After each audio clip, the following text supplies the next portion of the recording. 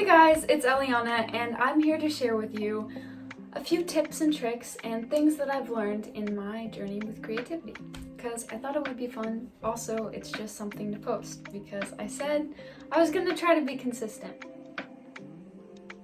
We'll see how that goes. Okay, practice makes excellence, not perfection. This is something that took me a while to learn, actually, and I always liked things to be perfect. Obviously, nothing ever is perfect, but I mean, it would eat away at me, and it would be part of the reason why I didn't create as much, or why I didn't pursue even learning as much, because I felt like every time that I didn't do something perfect, I failed. And that's far from the truth. Nothing on this earth is perfect. Even the most advanced architectural structure, even the most beautiful painting is not perfect. There are flaws because no one's perfect and no thing on this earth is perfect. And so we can strive for excellence, but not perfection. Perfectionism, a lot of times, I think, can actually stop us and block us from trying new things. And so that's my next point. Don't be afraid to try new things, especially in creativity, because that's where some of the greatest ideas stem from, is when you just try something out of the ordinary or do something new. And that's where I get a lot of inspiration. I think we can get caught in a cycle of thinking that makes us not want to go out and take a risk or do something new. And so stopping that and actually deciding I'm gonna do it anyways can be a big help in your creative journey. Which leads right into my next point I have, which is finding your style. Now, the reason I put these kind of together is because sometimes when you think you found your style, you don't want to really go out and do something new because you have what you're comfortable with, you're in your comfort zone, and you know what you can do and what you don't do as well. But I'd say actually the opposite is very much what should be happening, because when you try new things and do new things that aren't even maybe in the medium that you would usually use for your art or whatever it is, it actually enhances areas that you couldn't enhance by just keeping doing the same thing over and over. And it actually helps you find your style even more. So an example of this would be, let's say visual arts is your main thing and you usually just paint. Trying drawing could be a little step away from what you might normally do, but it can also increase your ability to get the fine details. Or even trying to write a song. I know for me, I love both music and visual arts, and so I've noticed when I write a song, it actually sometimes inspires me to paint something, or the other way around. And so it's really cool to see how trying different things can actually enhance your style and what you're good at. When there's a problem and you're trying to figure out how to solve it, your brain becomes super active. And when you use the creative part of your brain to solve a problem, I think that it's actually kind of like a superpower to invent things. And so when you come across I don't know, what's a good example? Let's say you're trying to cross a river, right? And there's all these natural elements, maybe there's wood, maybe there's rocks or whatever, and you're trying to figure out a way to cross this river. No bridge. There isn't a normal solution to the problem. Your brain has to come up with a new idea. And so that's the secret to creating an invention. Whether or not it's already invented, maybe you're tying together things to make a raft, you're still creating something. I think that can be a really good tool to use when creating anything. When you come across a problem, instead of being what's the logical answer?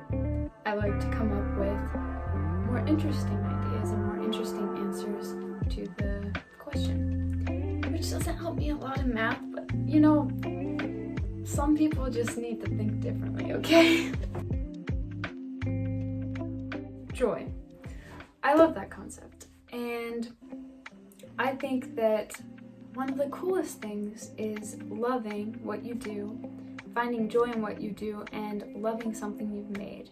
When you love something that you've created, I think it creates this special kind of joy, and it's really powerful. So when you create something and you actually are like, no, yeah, I actually love this thing I created, then it can have a really positive impact on your creativity.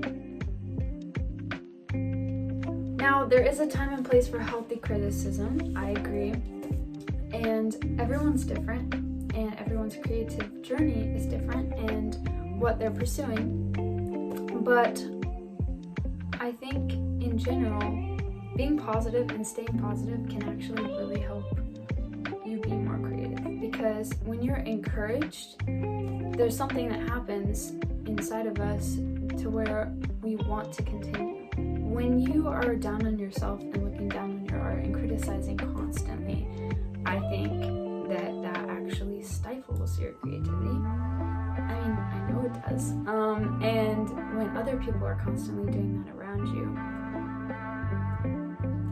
chances are you might not actually end up sticking with it, because if you're never actually being encouraged, then where is the motivation to keep going?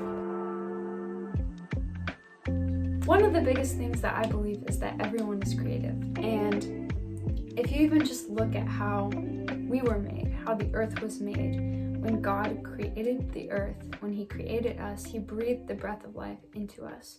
So it's such a cool concept to think about, how even just as we're breathing, we're creating something. And that means, like, as you walk, you're creating footprints. As you are touching things, you're leaving fingerprints. Like, we're creating constantly, even if our brains aren't actually like thinking that we are. Some people might say, oh, like, I'm not creative, like I'm not an artist, right?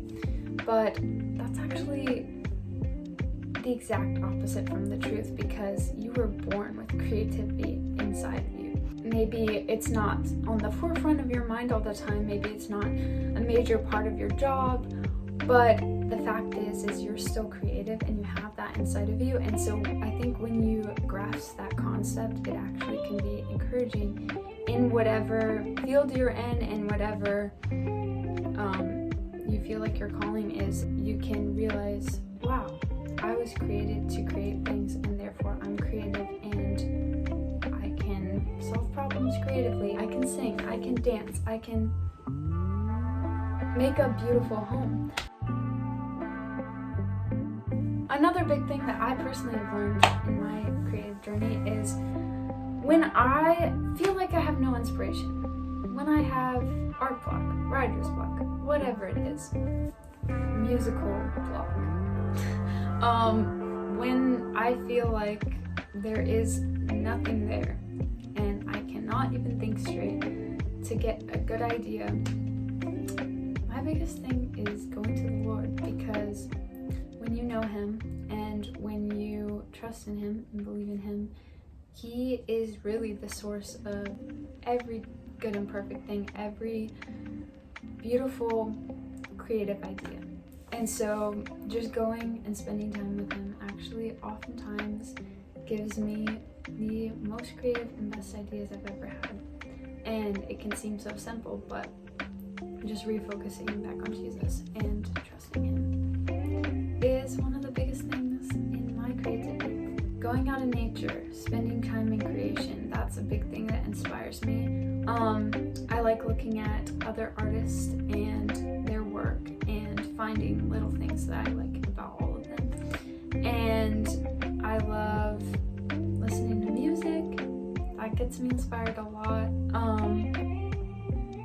I think being around the people that I love, that's another one. Trying to think.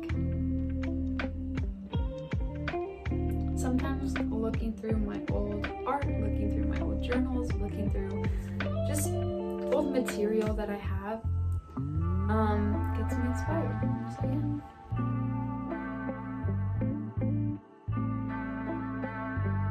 There will probably be more of these videos, or maybe I'll go into more detail on some of the topics and some, but those are just a few of the things I've learned